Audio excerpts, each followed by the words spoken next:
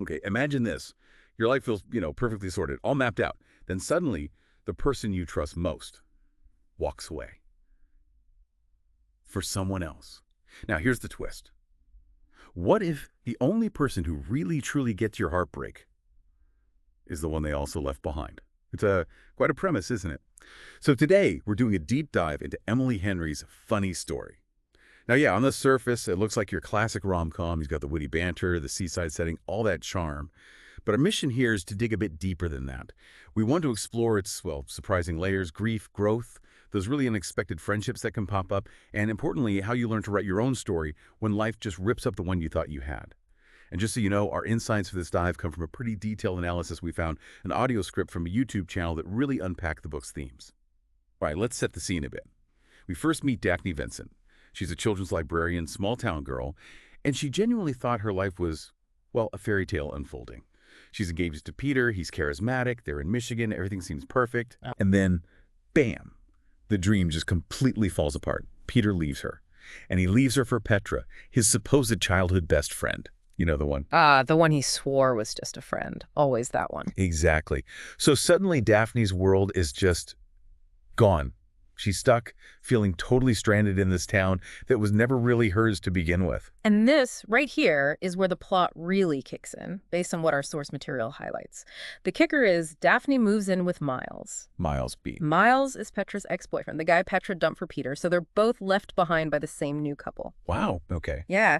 And what's really fascinating, I think, is how that immediate shared heartbreak creates this crucible. It's not just awkward, though it definitely is awkward. Oh, I bet. But it creates this space for a truly unexpected connection to grow, something built on like raw understanding and eventually, friendship. Okay, let's unpack that a little because the premise itself is, like you said, incredibly awkward, but there's something really compelling there too.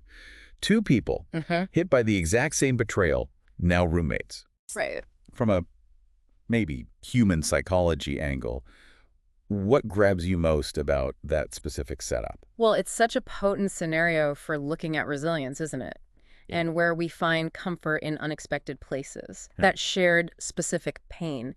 It just cuts through all the usual social stuff, the polite getting to know you phase. Yeah, bypasses it. It totally bypasses it. It forces this bond rooted in some really deep hurt. And that connection gets fast-tracked, almost out of sheer necessity. It becomes something deeper, much faster than normal. And then you throw their personalities into the mix. Daphne and Miles are like polar opposites. Totally. Daphne's described as neat, quiet, a planner, likes order. Miles, he's the opposite. Messy, impulsive, kind of this brooding musician who's lost his way vibe. Yeah. The classic odd couple, right? Absolutely. And you see how those differences, at first they create a lot of the friction, but also the humor. You've got Miss Order meets Mr. Chaos. Right. But underneath all that surface clashing, they have this fundamental wound in common. And ironically, that's what really starts to pull them together. Yeah. So as things develop, we get into this familiar territory, the fake dating trope. But it seems like it takes a bit of a different turn here. It does. They start this fake relationship, maybe to save face, make the exes jealous, whatever. But the source analysis points out that the pretense starts to feel painfully real pretty quickly. Yeah, and that transition is key. It raises that big question. How does something starting out as totally fake, a performance, shift into something so real, so painful even, especially when they're both still dealing with the ghosts of their exes. And all those questions. Right, asking themselves, what did I do wrong or was I just not enough? What do you think makes that shift happen? What's the catalyst? I think it has to be the vulnerability that comes with that shared grief. It just strips everything away, doesn't it?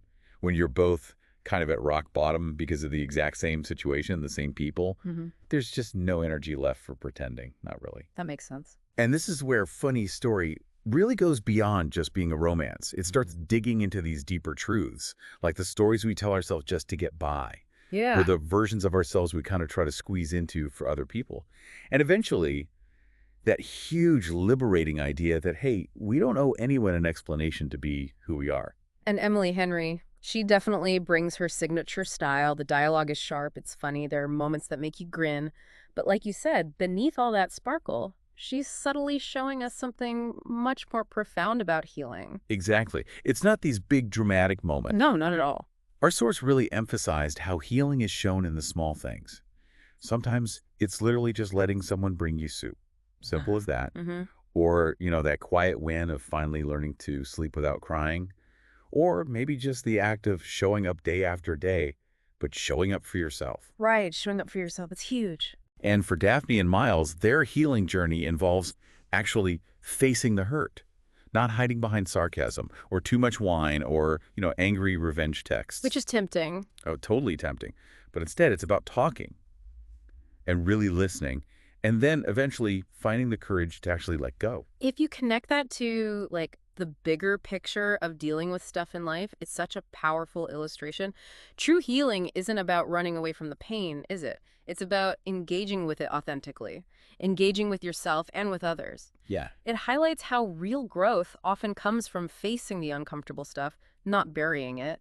I don't know, what really stands out to you about these quieter acts of healing in this story?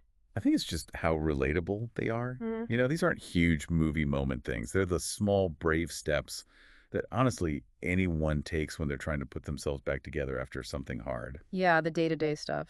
Exactly. Makes you realize that resilience isn't usually one big heroic act. Yeah. It's more like the combined power of all those little consistent efforts adding up over time. Precisely. And that really underlines how important connection is, even those really unexpected connections. Yeah. When you're moving through tough times, it's a reminder maybe that sometimes the relationships that change us the most are the ones that pop up in the most unlikely circumstances. Which brings us right to the core message of Funny Story, I think. That central, really powerful idea, heartbreak.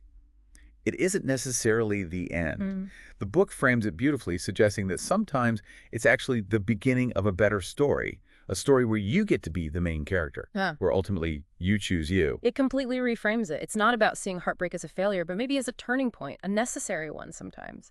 Yeah. And it's about finding love, maybe, that isn't there to fix you because you don't need fixing, but love that's there to celebrate who you've become through the whole messy process.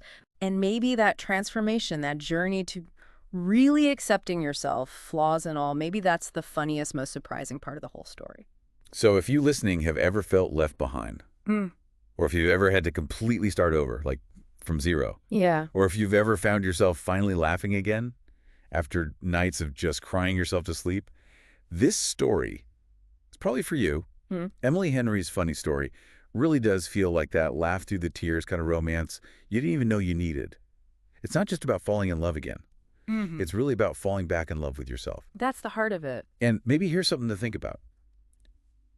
Every heartbreak, no matter how painful it feels right now, really does have the power to become a funny story, eventually, someday.